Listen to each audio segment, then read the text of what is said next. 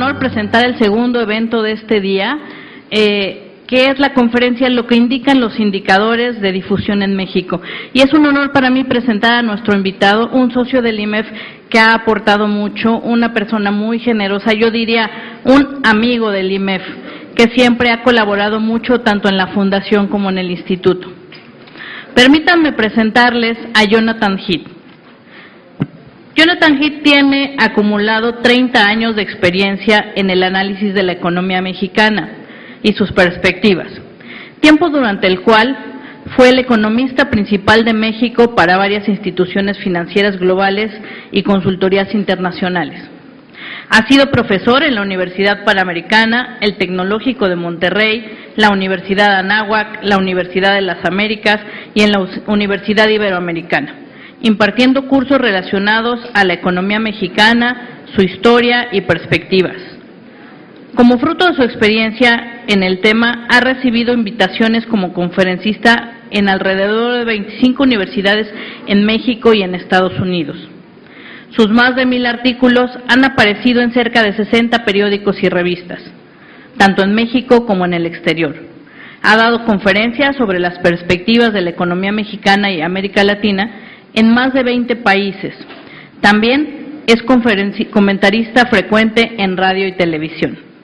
Es socio del IMEF desde hace 20 años y en el instituto ha participado activamente y desde 2003 formó un nuevo comité técnico para lanzar el indicador IMEF, del cual todos estamos muy orgullosos. Este es un índice de difusión que sirve para adelantar el rumbo de la actividad de la economía del país. Hoy en día el indicador IMEF es utilizado en muchas partes del mundo y se ha posicionado como una referencia necesaria para el análisis económico de México. A mediados de 2010, Jonathan fue investigador invitado en el Instituto Nacional de Estadística y Geografía, INEGI, donde escribió el libro Lo que indican los indicadores. Cómo utilizar la información estadística para entender la realidad económica de México. Los títulos de algunos de sus libros anteriores son Para entender el Banco de México y La maldición de las crisis sexenales. Como siempre, Jonathan, bienvenido. Muchas gracias.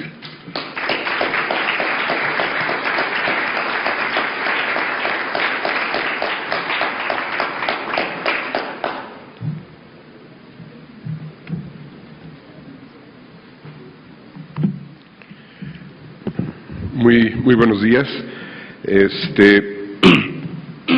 Perdón. Les voy a hablar básicamente de 3 temas, todos relacionados. Uno muy general y después un poquito más particular, y finalmente me voy a aterrizar en un indicador en particular. Obviamente mi tema ahorita son los indicadores, lo que indican los indicadores. Es un nuevo libro que terminé hace poco y creo que pudiera ser de bastante interés para la mayoría de los que están aquí presentes. Básicamente, el libro viene de una idea que tenía y que fui desarrollando desde hace muchísimo tiempo, y es cómo utilizar realmente los indicadores específicamente en México, gracias, para poder realmente interpretarlos en una forma correcta. La razón por la cual decidí este libro es porque a través de mi carrera profesional ya de hace algunos años, siempre he encontrado que mucha gente, inclusive gente de economistas de mucho respeto, amigos míos inclusive, hacen errores muy frecuentes porque no saben realmente de dónde viene el indicador y qué es lo que realmente está diciendo. Entonces realmente creo que es un libro que hacía mucha falta para México. Si ustedes van y buscan en Estados Unidos, yo por lo menos tengo una colección particular de como 15 libros que son básicamente sobre el mismo tema, de cómo utilizar y cómo interpretar los indicadores, pero para Estados Unidos. Pero para México específicamente no había uno. Y en este caso en particular, los indicadores en México tienen muchas diferencias con los indicadores en Estados Unidos. Déjame darles un par de ejemplos que creo que son muy ilustrativos. Hace poco, y esto fue como por abril, un columnista, comentarista de radio, conductor, tiene su propio programa, que sabe bastante de economía, bastante inteligente, lo respeto mucho, y siempre lo escucho. Hizo un artículo en su columna diario en el periódico, equivalente como a 2 páginas, yo creo que en Word, una cosa así, donde parte su análisis, donde acaban de salir los datos del PIB, del crecimiento del primer trimestre del año. Y pues en México estamos acostumbrados a reportar muchos de los indicadores a tasa anual, que es el mismo periodo con respecto a, el periodo en cuestión con respecto al mismo periodo del año anterior. Siendo que en Estados Unidos siempre han reportado los datos desde una serie ya desestacionalizado, pero con respecto al periodo inmediatamente anterior. Esa diferencia hace 10 años realmente era una cuestión que muy poca gente sabía, y había muchos errores de repente al comparar las cifras de México con Estados Unidos, porque simplemente es una perspectiva muy diferente. Inclusive hace como 8 años, me acuerdo un economista, un subgobernador del Banco de México, hizo una presentación comparando México con Estados Unidos, pero sin saber que las tasas que estaba comparando no se podían comparar. Pero bueno, esta persona, que les digo que escribió este artículo, sabía esta diferencia, y empieza su columna diciendo exactamente eso. Es muy importante ver la cifra para poder compararlo con Estados Unidos desde a partir de una serie desestacionalizada con respecto al periodo inmediatamente anterior. Y el INEGI acaba de reportar que ese crecimiento, no me acuerdo cuánto fue, ligeramente arriba del 1%, mientras que Estados Unidos creció 1.8%. Entonces Estados Unidos está creciendo mucho más que México, y entonces todo su análisis de 2 páginas tratando de comunicar por qué Estados Unidos estaba muy bien y por qué México no. El único problema que no sabía es que cuando Estados Unidos presenta esa tasa, lo anualiza, es decir, lo eleva a la cuarta parte, porque la tasa se debe de interpretar que es lo que crecería la economía en todo el año si es que el crecimiento del primer trimestre fuera igual para todos los trimestres del año. Pequeña diferencia. Entonces, para poder comparar las tasas, hay que ya sea anualizar la de México o desanualizar la de Estados Unidos. Y al hacer eso resulta que el crecimiento de México fue más de lo doble que Estados Unidos. Entonces, todo su análisis, tratando de demostrar por qué Estados Unidos estaba creciendo mucho mejor y por qué México estaba muy mal, era exactamente al revés. Era como para agarrar su artículo y tirarlo a la basura. Ese tipo de errores los he visto, y ese es uno muy simple, pero he visto errores que todavía se van haciendo todavía más y más sofisticados. Pero no solamente errores así tal cual, sino muchas veces simplemente yo diría un sobreanálisis, partiendo de un dato que la gente simplemente no entiende. Un ejemplo que me encanta hablar es precisamente de la tasa anual. La tasa anual es una tasa con respecto al mismo periodo del año anterior. Entonces vamos a suponer que estamos hablando, déjame pensar, la producción industrial de junio. Entonces es la producción industrial de junio dividido entre la producción industrial del mismo mes de junio del año anterior, y así calculamos esa tasa de crecimiento. Cuando sale el nuevo dato de julio, le agregamos julio y le quitamos junio del año pasado. Entonces la tasa anual va a ser mayor o menor de julio comparado con junio si la tasa que agregamos es mayor o menor a la tasa que quitamos. Y muchas veces resulta que la tasa que agregamos pues realmente no nos está diciendo nada, porque pues julio, déjame pensar, que era exactamente igual que junio y que mayo, entonces realmente no había pasado nada diferente. Pero el mes que quitamos, que fue hace 13 meses, porque estamos analizando julio de este año y quitamos el de junio del año pasado, fue un mes atípico, muy bajo o muy alto. Entonces, al quitarlo, la tasa anual de junio cambia, estoy aquí inventando el ejemplo, de 4.5 baja a 3.2. Entonces todos los medios reportan, julio fue un desastre para México, la producción industrial se está desplomando, ya viene una recesión, y empiezan a sobreanalizar y a llegar a una gran cantidad de conclusiones. Pero no tiene nada que ver con julio, fue junio de hace 13 meses, y eso es lo que estamos viendo en ese dato. Y no saben la cantidad de gente que cuando analiza los indicadores hace ese error de lo más común que pudiéramos pensar.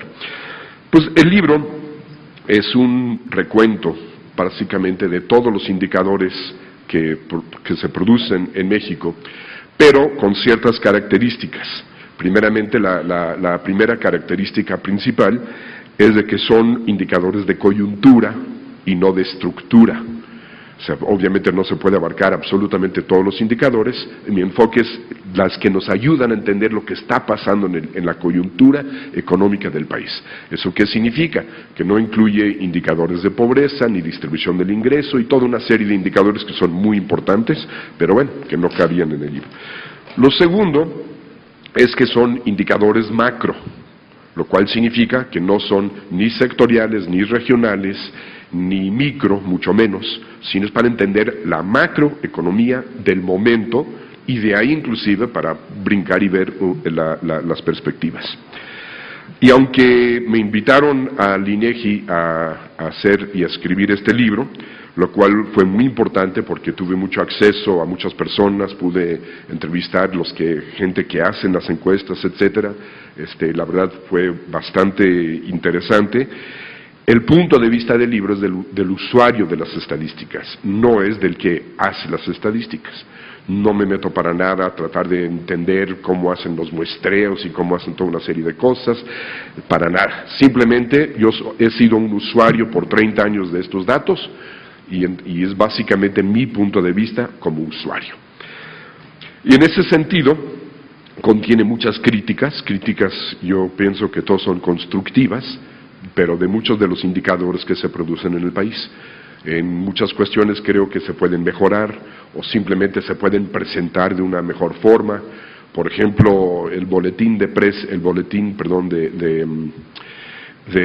la tasa de desempleo es un verdadero desastre, y siempre lo he criticado, pero después averigüé que lo tienen que sacar así porque la Secretaría de Trabajo, que está dentro de uno de los comités, que no sé qué, pide que así lo hagan.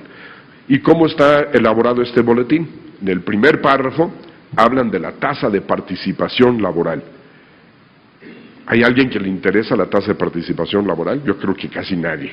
Es una tasa irrelevante para la coyuntura o pudiera ser marginalmente relevante si le buscamos. Y ese es el primer párrafo del boletín. El único dato que realmente interesa es la tasa de desempleo. Y la tasa de desempleo nacional nos lo dicen en el tercer párrafo. Pero el problema es que somos casi de los únicos países en el mundo que reporta una tasa nacional, porque todos los países reportan tasas urbanas. ¿Por qué? Porque la problemática del desempleo rural es totalmente diferente que la problemática del desempleo urbano. Y al mezclar los dos, estamos mezclando dos conceptos que son muy diferentes y que no se deben de mezclar. Estados Unidos reporta lo que llaman el non-farm unemployment rate. Non-farm significa no agrícola, es como rural. Y precisamente, ¿por qué? Porque la problemática del empleo en el campo, en la parte rural, es otro libro, inclusive, yo diría, es tan diferente. Pero ¿por qué lo ponen juntos? Porque como la tasa rural es muy baja y la tasa urbana es muy alto, si promedio los dos, la tasa nacional se ve más bajo y como que estoy mandando un mensaje que tenemos menos desempleo de lo que realmente tenemos. Eso está mal, nos están engañando. Entonces, hay que ir y buscar la tasa urbana. Lo hablan en un solo parrafito en la página 7 del boletín. Y ese es el único dato que realmente interesa. Y entonces, el problema es que sale ese boletín y al día siguiente pueden leer ustedes en todos los diferentes medios, periódicos, televisión, radio, etcétera, internet, la interpretación de la noticia de la tasa de desempleo. En el INEGI tenían un boletín ahí como un resumen de prensa y venían todas las opiniones. Y al mismo tiempo que un periódico reportaba que había aumentado, otro que había disminuido, otro que no sé qué, y estaban todos leyendo exactamente el mismo boletín. Nadie sabe cómo interpretar un boletín que se supone que está escrito por profesionales para darnos esa noticia. Pues de alguna forma u otra, este libro lo trato de hacer para que todo el mundo sepa cómo utilizar los indicadores correctamente, saber de dónde vienen. Trato, la gente que conoce mi estilo, lo trato de mantener en el sentido que trato de que sea un libro comprensible, ameno, a pesar de que son temas de repente pesados, pero para que sea de lectura fácil. Y es un libro que creo que definitivamente llena un hueco que existe en este país. Pues obviamente, pues mi comercial, pues pero el libro está disponible gratuitamente, lo pueden descargar en la versión electrónica en la página de internet del INEGI, sino también en mi página, y los invito a que lo lean. Uno de los capítulos de este libro es sobre los indicadores de difusión, que es una familia de indicadores que son ligeramente diferentes a todos los demás. La gran mayoría de los indicadores están midiendo algo, y llamémoslo algo muy concreto. Están midiendo, por ejemplo, la producción industrial. Entonces tienen que levantar a través de un muestreo y le tienen que preguntar a las empresas cuánto fue lo que produciste y empezar a sumar y empezar a sacar toda una serie de cosas para hasta poder sacar ese indicador. Obviamente, en lo que reúnen toda la información pasa un buen rezago. Y aquí hay otra cosa que muy poca gente conoce en nuestro país, pues es que ustedes ven la producción industrial en México y más o menos nos lo reportan casi al mismo tiempo, como una semana antes, que Estados Unidos reporta, pero el mes siguiente. Entonces Estados Unidos, cuando está reportando, por decir julio, nosotros estamos reportando junio. Y no solamente en ese indicador, sino en la gran mayoría de los indicadores. Pero hay una razón, no es de que nosotros seamos más ineficientes o que el INEGI tarda más tiempo, sino simplemente el dato que produce el INEGI tiene casi toda la información incorporada y ya es un dato mucho más firme. Y en cambio el dato que produce en Estados Unidos, no me acuerdo ahorita el porcentaje exacto, pero creo que sacan un primer número que tiene nada más el 40% de las respuestas, después al mes siguiente la actualizan con el 67%, y es hasta como el cuarto mes que ya incorporan como ya el 97% de las respuestas, y ya es un dato bastante firme. Con el PIB de Estados Unidos, ellos reportan 3 PIBs, un primer avance, después un estimado y después ya un dato un poquito más firme. Y la razón por la cual empiezan a reportar ese primer dato es porque no incorpora toda la información, es un dato parcial. Entonces el INEGI lo que hace es que se espera un poco y nos entrega un dato mucho más firme. Si ustedes ven los cambios de los datos preliminares de Estados Unidos a los datos finales, dan unos bandazos increíbles. Pero en cambio, si ustedes ven los datos que producen el INEGI, pues van a encontrar que realmente las correcciones pues no son muy grandes. Y en el caso, por ejemplo, del PIB, la gran mayoría de las correcciones viene del sector agrícola, que es donde es un poco más difícil recabar la información y la información en una forma con los tiempos requeridos. Entonces, esta familia de indicadores que son de difusión no miden ya cosas así más concretas, sino miden ya aspectos, llamémoslo cualitativos, y lo cuantifican. El ejemplo, creo que mejor de todos, es déjame utilizar el proceso aquí de la presentación. Un índice de difusión va a ser un índice que va de 0 a 100, donde el punto medio siempre va a ser como un tipo de umbral. Y casi siempre lo que vamos a tener es que la parte de arriba es como que algo positivo, por decirlo así, y la parte de abajo de 50 puntos es algo negativo. Entonces, la manera de que se hace esto es que se hacen preguntas y se pueden responder en cualquiera de estas categorías. Por ejemplo, el índice de confianza al consumidor es quizás el índice de difusión por excelencia, el más conocido de todos.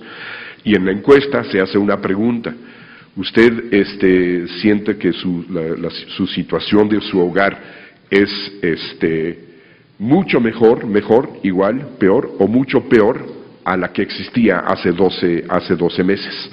Y así se hace toda una serie de preguntas con ese tipo de respuestas. Y después, de alguna forma u otra, se saca, como quien dice, es casi el equivalente a un promedio ponderado del porcentaje de respuestas, y ahí es como se calcula el índice. De esta forma, dejan de pensar que las respuestas positivas tienen mayor ponderación, tendrán una ponderación de 1, mientras que las de menor desempeño tendrán una ponderación de 0. Si el 100% de la gente responde la respuesta más optimista, ya sea mucho mejor o que aumentaron mucho cuando hablan de producción, o es mucho mayor la percepción de seguridad, por ejemplo, si el 100% de la gente nos da la primera respuesta, el índice sería igual a 100. Si el 100% de la gente contesta la peor respuesta, el índice sería igual a 0. Y entonces 50%, el punto medio, justamente nos da ese balance de los porcentajes entre lo que dan respuestas optimistas y pesimistas. Aquí está, por ejemplo, las ponderaciones con este tipo de respuestas que aumentó mucho, aumentó algo, permaneció igual, disminuyó algo, disminuyó mucho, la ponderación que le dan a cada una de esas respuestas. De ahí vamos a suponer que el 10% de la gente responde que es mucho mejor, el 40% responde que es mejor, 20% igual, etcétera. De tal forma que tiene que sumar 100 porque son el 100% de las respuestas. Entonces se multiplica este porcentaje por su ponderador y se obtiene este número de acá. Después se suman estos números y entonces el índice con esta distribución de respuestas sería igual a 55. Entonces aquí tenemos un ejemplo donde ustedes pueden ver que hay más respuestas positivas, 40 más 10 es el 50%, que los que están por debajo del punto neutral, que serían 25. Y eso es justamente lo que nos da esa respuesta. Entonces es una forma cuantitativa de cuantificar, o sea, una forma de cuantificar respuestas que son realmente cualitativas. ¿Y cuál es la ventaja? La ventaja principal es que son encuestas y son índices que se pueden armar casi en el instante. Yo le voy y le pregunto a la gente, o le digo a la gente, contéstame en internet, nada más apretando tas, así con el mouse, contestan, lo envían, y casi de inmediato entra en la computadora está recibiendo las respuestas, y yo puedo hacer un corte en el momento en que quiero, y ya me dice cuánto es el valor de ese índice. En cambio, para recabar toda la información de las empresas, para sacar la producción industrial, pues típicamente tardo 1 mes y medio. Y aquí tardo, pues quizás 1 hora en lo que medio saco la información y lo medio pongo en la forma correcta. Y entonces así pues podrán entender cada mes cómo va pasando el tiempo y cómo más o menos podemos utilizar este tipo de índices. Este tipo de índices han resultado ser bastante acertados. Inclusive se pusieron muy de moda, empezaron a ponerse de moda en México, cuando en Estados Unidos Alan Greenspan, estoy hablando hace como ya un poco más de 10, creo que 15 años por ahí, agarró y dijo que de todos los indicadores que hay sobre la economía, al que más utiliza es el ISM manufacturero, que es un índice de difusión que muy conocido de Estados Unidos. Y en ese momento, pues como que llamó la atención y todo el mundo empezó como que a tomarlo mucho más en serio. Y ese indicador, por ejemplo, ahorita estamos terminando agosto, el lunes, que es el primer día hábil de septiembre, se va a anunciar cuánto es el valor de ese indicador para el mes de agosto. Entonces tenemos la información, pero prácticamente de inmediato. Entonces no solamente es oportuno, sino también tiene la característica de ser, en la mayoría de los casos, no todos, de ser también indicadores adelantados. ¿Eso qué significa? Que no solamente me está diciendo cómo fue el comportamiento de la economía en el mes de agosto, sino que me va a adelantar y me está diciendo lo más probable es que en los siguientes meses también más o menos por dónde va a ir la dirección de la economía. Entonces, pues cuantifican respuestas cualitativas, marcan tendencias generales que no son cuantificables, es decir, no nos dice la dirección, pero no la magnitud. Si tenemos un indicador que nos dice 55 puntos, al saber que está arriba del umbral de 50, déjame pensar que estamos hablando del sector manufacturero, entonces sabemos que eso significa que la economía se está expandiendo, pero no nos dice en qué magnitud. No podemos, la producción industrial nos dice, pues creció 3.2%. Aquí nos dice mucho antes, se está expandiendo, pero no nos dice exactamente el número. Pero sí nos dice, y con bastante acertado, la dirección que lleva la economía. Y obviamente entre más por arriba está de los 50 puntos, pues más acelerado debería de ser la expansión de la economía. Y entonces eso es, pues no solamente la ventaja de tener la información en una forma oportuna, sino también saber qué es lo que nos está diciendo este indicador. Por lo mismo, se debe concentrar la atención en la tendencia que marca el indicador y no en el nivel de la última observación. Y esto es no solamente para este tipo de indicadores, sino yo se los diría que prácticamente para todos. Por ejemplo, salió el IGAI, el Índice Global de Actividad Económica, en mayo, y fue negativo. Y entonces, obviamente, la gente empieza a ver los datos y empiezan a sobreanalizar que el mes de mayo salió negativo. Pero si ustedes ven la tendencia seguía para arriba. Es más, si ustedes ven el crecimiento de ese indicador en los últimos 24 meses, van a encontrar que ha crecido como 11-12%, y de las 24 observaciones, 18 fueron positivos y 6 negativos. Y lo único que nos está diciendo es que cuando crece la economía, no crecemos así, sino crecemos así. O sea, es como que hay ruido, ¿no? Y eso es lo único que nos está diciendo. Entonces, si se concentran y únicamente analizan el mes de mayo, que fue negativo, sin ver la tendencia que sigue siendo positivo, pues van a llegar posiblemente a un análisis inclusive hasta equivocado. Espérense a junio para ver si hay un segundo mes consecutivo negativo. Nos esperamos a junio, y junio fue no solamente un dato positivo, sino bastante positivo, de muy buen crecimiento. Entonces, por eso es muy importante siempre ver la tendencia. Son indicadores mucho más baratos y transparentes. Aquí en el IMEF hicimos el indicador IMEF, que es exactamente lo mismo que el indicador, el ISM manufacturero de Estados Unidos. Y el ISM manufacturero lo empezamos a hacer un poco antes, y el INEGI ahora hace un indicador más o menos similar. Cuando yo fui a hablar con el INEGI en el 2004, hablando más o menos del proyecto que ellos tenían, ellos en ese momento dijeron que tenían asignados 7 millones de pesos para hacer esa encuesta. Y eso era en el mero principio, cuando apenas estaban arrancando. Pregunté hace rato cuánto gastan ahora, y me dijeron que no tenían la información disponible, pero yo les puedo asegurar que seguramente tienen asignados como unos 40-50 millones de pesos al año a esa encuesta. Hacemos más o menos lo mismo. El indicador IMEF es muy similar y marca tendencias bastante similares a lo que marca el indicador del INEGI. Hemos hecho bastantes análisis ahí. Y adivinan cuánto es el presupuesto que asignamos anualmente para el indicador IMEF. 0. Básicamente sí hay trabajo implícito ahí, porque hay muchas horas hombre, pero la mayoría son voluntario, lo tenemos ya todo automatizado. Llega, por ejemplo, hay una persona en el IMEF que está encargado de sacar los datos de la computadora y mandarlos, etcétera, pero no es su función principal, no está contratado nada más para eso. Quizás le dedica 2 o 3 horas al mes, y si no lo hiciera, pues de todos modos estaría contratado y le estarían pagando exactamente el mismo sueldo. Entonces, realmente, explícitamente, podemos hacer un indicador bastante barato. Inclusive habría que preguntarles al INEGI por qué gastan tanto en hacer ese tipo de encuestas, cuando realmente el costo debería de ser mucho menor. Es de muy fácil construcción, ya lo dije, y de interpretación.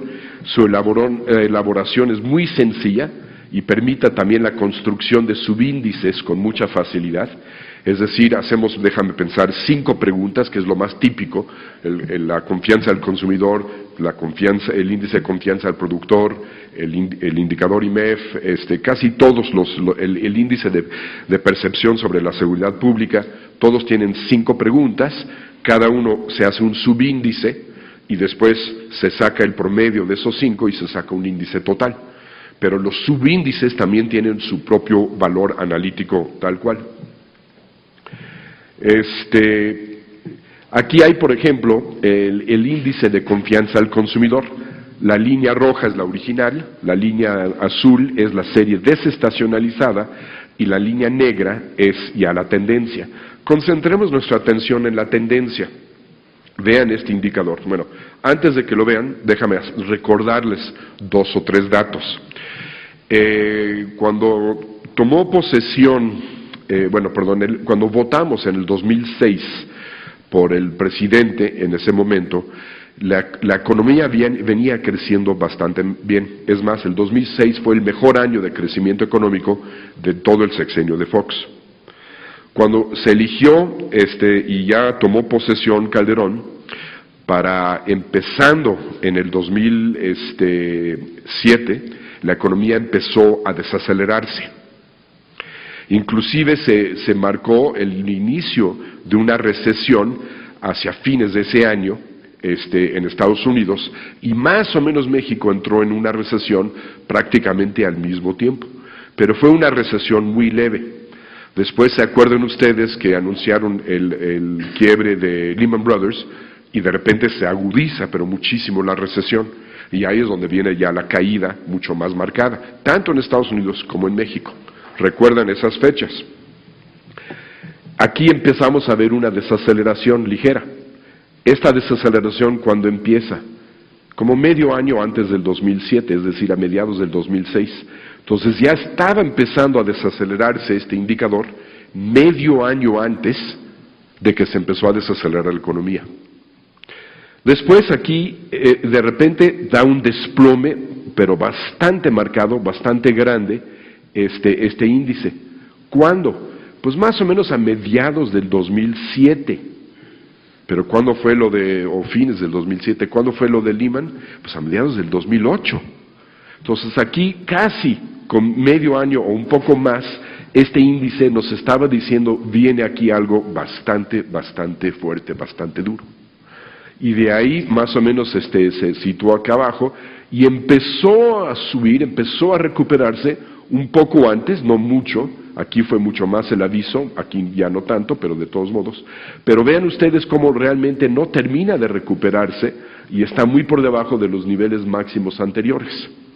Y eso está reflejando justamente muchos de los riesgos que todavía existen en la economía. Nos está diciendo, pues todavía Europa no ha resuelto su problema, Estados Unidos se está desacelerando y todavía pudiera entrar en recesión, aunque parece ser que no, etcétera. Y pues de alguna forma u otra, esto viene perfectamente bien reflejado en este indicador, que en México, la verdad, no lo utilizamos como deberíamos, y mucho menos en comparación a cómo usan este mismo indicador en Estados Unidos. Entonces, este es un excelente ejemplo de un índice de difusión que funciona bastante bien. Una de las cosas nada más, y esta es una de mis críticas favoritas, es que el índice al consumidor en México, el INEGI lo agarró y lo puso enero, no me acuerdo qué fecha exacta es, pero enero del 2001, creo, igual a 100. Y entonces, siendo un índice de difusión, le quita el poder interpretativo. Si yo tengo un índice de difusión que va de 0 a 100, cuando sale el número, puedo situar perfectamente bien dónde anda el ánimo, o dónde está el número. Y tiene un valor por sí solo analítico. Pero si yo lo igualo a 100, le quito ese poder ilustrativo. Este es el índice de confianza al consumidor, donde yo creo que soy el único en el país que tiene esta obsesión de hacerlo, le quito ese candado y lo pongo, como debe de expresarse, como un índice de difusión. Pero vean ustedes el índice. Aquí está el umbral de los 50 puntos que separa el optimismo del pesimismo. Y aquí está el índice desde que empezó en abril del 2001 a la fecha. ¿Y qué es lo que nos está diciendo? Que los mexicanos siempre son pesimistas. La única diferencia es que a veces son más pesimistas y a veces menos pesimistas, pero pesimistas siempre. Entonces, cuando el INEGI empieza a levantar esta encuesta y dice, ay, ¿cómo podemos nosotros estar mandando esta señal al público de que siempre hay pesimismo? No, mejor igualamos abril del 2001 igual a 100 y así nadie va a saber. Pues si sabemos que estamos más optimistas, más pesimistas, pero en un momento dado, quién sabe si somos optimistas o pesimistas. Entonces le quitaron uno de lo más padre que son de este tipo de indicadores. Déjame darles un ejemplo. Vamos a suponer que yo tengo esta encuesta, que si aprueban o desaprueban la labor realizada por Calderón como presidente de la República. Aquí está el porcentaje de gente que aprueba y los que desaprueban. Creo que los datos son semificticios, no se vayan con la finta, lo hice para fines ilustrativos. Pero obviamente, pues todo mundo pensaba que Calderón iba muy bien acá, y poco a poco le han ido perdiendo la confianza, pero todavía opina un poquito más que la está haciendo bien a que la está haciendo mal. Pero están de acuerdo que está mal interpretado este indicador. Entonces, eso es justamente lo que nos está haciendo el INEGI al igualarlo a 100. Estamos analizando un indicador y de repente creemos que estamos sacando conclusiones que la verdad no son ciertas. Ahora vamos a brincar aquí a un indicador, que es el indicador, obviamente este es un foro organizado por el IMEF, pues el indicador IMEF es el indicador que más nos interesa y que me quiero enseñarles a ustedes cómo se construye. Este indicador básicamente va a hacer 5 preguntas sobre los nuevos pedidos, la producción, el número de empleos, el tiempo de entrega de sus productos y los inventarios. Y tiene inclusive ese orden, tiene como una cierta orden lógica. Primeramente viene un nuevo pedido a la empresa y después ya lo empiezo a producir, pues si no lo puedo producir, pues voy a contratar más gente. Y el tiempo de entrega es como un tipo de señal como de capacidad instalada, capacidad ociosa. Si yo tengo mucha capacidad ociosa, pues puedo entregar rápidamente el producto, pero si ya tengo mi capacidad, ya estoy empezando a trabajar a mi máxima capacidad, pues voy a empezar a tener problemas de entrega. Inclusive esa pregunta, cuando entra en el índice, entra como inversa, porque obviamente es mejor señal a que estoy utilizando toda mi capacidad hasta a que no lo estoy usando. Y al final, esta sobre los inventarios. Y entonces, a cada una de estas preguntas se pregunta, la producción de su empresa en comparación al mes pasado, ¿fue mucho mayor, algo mayor, igual, algo menor o mucho menor? Todo mundo en un momento dado, cualquier ejecutivo de finanzas o cualquier gerente de compras o cualquier persona más directivo de una empresa, pues debe de poder contestar aunque sea a ese nivel. Pueden en un momento dado no poder contestar, no, pues mi producción fue 3.2% mayor, pero sí pueden decir, no, pues sí fue algo mayor. Y entonces por eso se puede responder tan rápidamente esta pregunta. De ahí se forma un tipo de matriz donde estas son las 5 preguntas y estas son las 5 posibles respuestas a cada pregunta. Entonces se hace un algoritmo donde se van recibiendo las respuestas y se va llenando este tipo de matriz. De ahí lo que se hace es que se saca para cada uno de los subíndices, se suma todo y se saca submatriz sujeto al que sean el 100% de las respuestas, y de ahí, pues obviamente se suman los 5 subíndices, a veces con una cierta ponderación, puede ser una ponderación igual a las 5 o pueden ser ponderadores diferentes, ahí depende del indicador en cuestión, para sacar ya el dato final. Y entonces aquí hay un ejemplo. En la pregunta número 1, pues el 12% respondió mucho mejor, el 22% respondió mejor, el 40% respondió igual y así sucesivamente. Entonces, todo esto, pues lo multiplicamos por 1 y obtenemos aquí un número. En la segunda pregunta, esta es la respuesta de algo mejor, esta es la respuesta de igual y esta es la respuesta algo menor, ¿no? Entonces aquí se multiplica por las ponderaciones, aquí hay un error, este es 2,5, no 5,2. Y se multiplica por 100 para que sea entre 0 y 100, no 0 y 1, y aquí se obtiene cada uno de los 5 subíndices, y después saco el promedio de estos subíndices y ya tengo mi número. Y aquí ya tenemos al indicador IMEF manufacturero tal cual.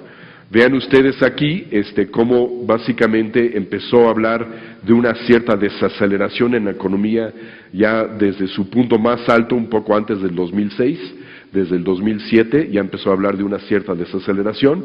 Aquí empezó a hablar ya de la recesión, claramente, de la recuperación, y más o menos un cierto comportamiento de crecimiento normalón, pero tampoco muy grande, desde entonces. Cuando sacamos el indicador IMEF al principio, pues muchos medios no nos ponían atención. Hay el ejemplo de un medio en particular que me decía Gloria, que nos ayuda ahí con la parte con los medios, que la reportera le dijo explícitamente que los directores del periódico le giraron instrucciones que no pelaran a este indicador, que no había que perder el tiempo. Pero este indicador fue el de los primeros, si no creo que el primero, que empezó a decir, aguas señores, la economía está entrando en una recesión. Sacamos un boletín de precios justamente con ese encabezado, la economía está entrando o va a entrar en una recesión. Me acuerdo muy bien que el presidente del IMEF en aquel momento, creo que 2 días antes, había visitado al secretario de Hacienda y le había dicho que todo iba sumamente bien. Entonces él ve que vamos a sacar un boletín diciendo que, pues, casi diciendo que el secretario de Hacienda estaba mintiendo. Se empanicó y casi nos quiso parar y que no sacáramos el indicador. Entonces hubo obviamente una discusión diciendo, espérame señores, pues ¿para qué queremos un indicador que nos dice que va a haber recesión para cuando la primera vez que va a haber recesión no lo usamos? O sea, como que para nada. Pues entonces, pues sí, se dio cuenta que sí, y pues sacamos ese boletín diciendo que la economía va en recesión, y obviamente pues agarró, creo que teníamos como 5 o 6 medios ahí que medio nos mencionaban, y creo que ese mes nos mencionó, no me acuerdo el número, 50 y tantos diferentes medios nos mencionaron. Pues obviamente era la noticia. Y ahí, como suele suceder, a los políticos no les gusta cuando entran en recesión, pero sí les gusta cuando salimos. Entonces también fuimos de los primeros que decían, señor, la recesión ya está acabando, ya hay signos claros de recuperación.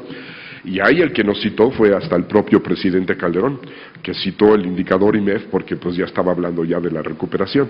Pues obviamente aquí hay un manejo político de los datos, siempre pasa, no nos debería de sorprender, pero básicamente yo les puedo decir que ya desde empezamos a llevar a cabo la encuesta en enero del 2004, el primer año tenemos los datos, pero los consideramos no tan robustos, porque en enero, que fue el primer mes que fue más bien experimental, que levantamos la encuesta, tuvimos nada más 17 respuestas. Entonces obviamente ahí fue agarrando un poco más y más respuestas, y ahora ya tenemos un número totalmente adecuado. Y pues realmente ha dado excelentes resultados.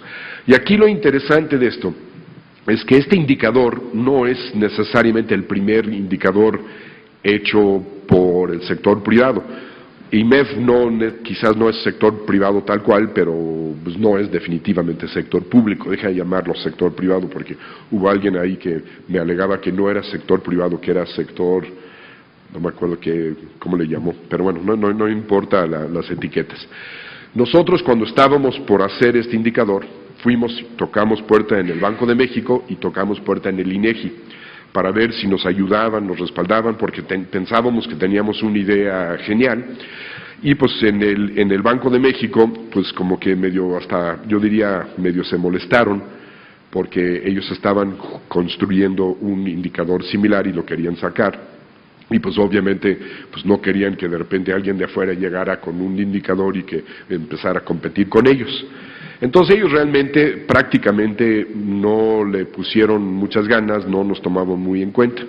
Pero como a los 3, 4 años que empezaron a ver que nuestros resultados pues no eran tan malos y todo, pues nos dimos cuenta que nos estaban monitoreando todos los meses, y de repente cuando hicimos un ajuste en una cuestión metodológica, pues recibo una llamada pidiendo, oye, pero ¿por qué lo hicieron? A ver, explícanos, oye, nos podemos juntar. Y ahora no solamente nos toman en cuenta, sino que ahora en el Twitter me doy cuenta que hay una parte que se llama divulgación Banjico. Divulgación Banjico divulga el indicador IMEF. Entonces hemos ganado con el tiempo hasta los mismos adeptos de los gentes que más nos criticaban en un principio. Creo que es signo de que el indicador IMEF realmente va bastante bien.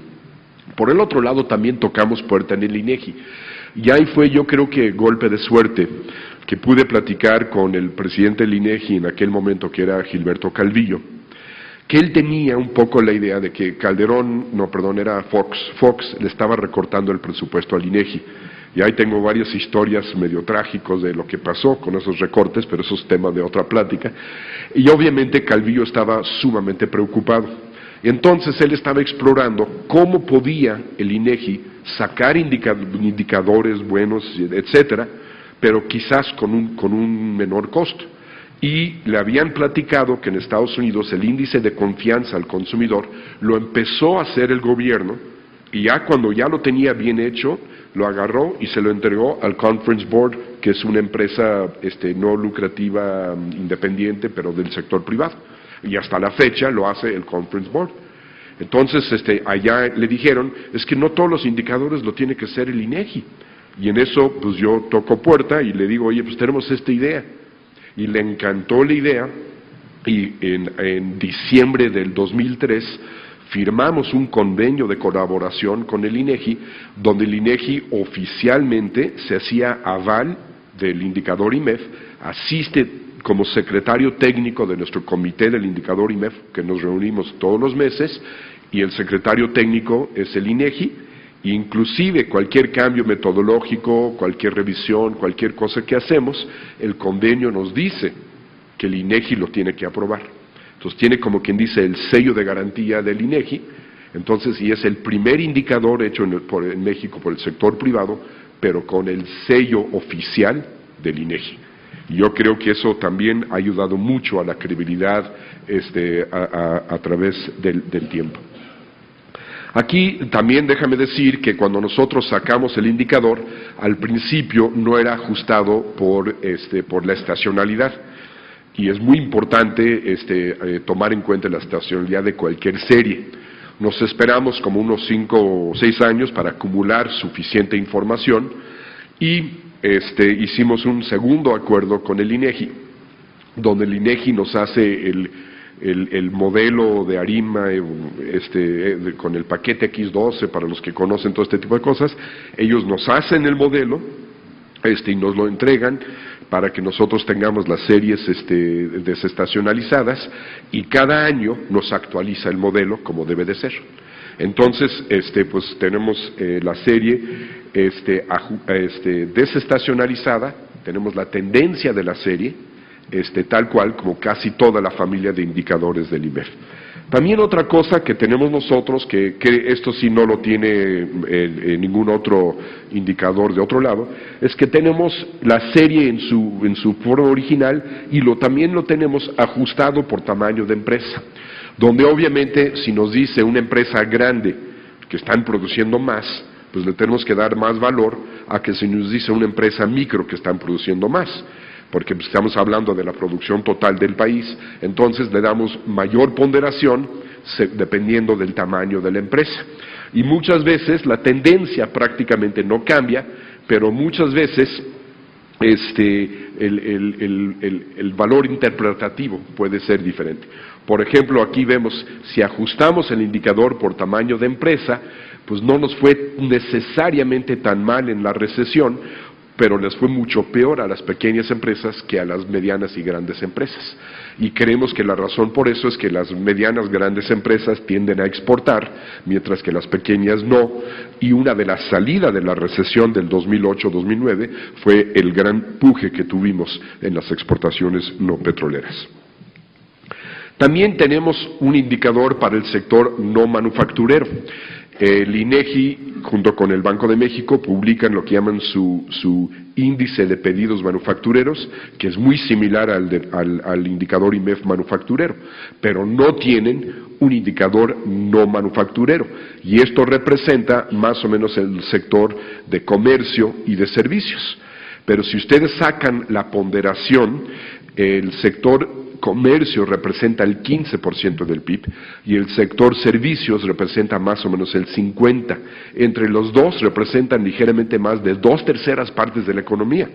Entonces, para saber cómo va la marcha de la economía, es tan o quizás más importante el indicador no manufacturero que el indicador manufacturero.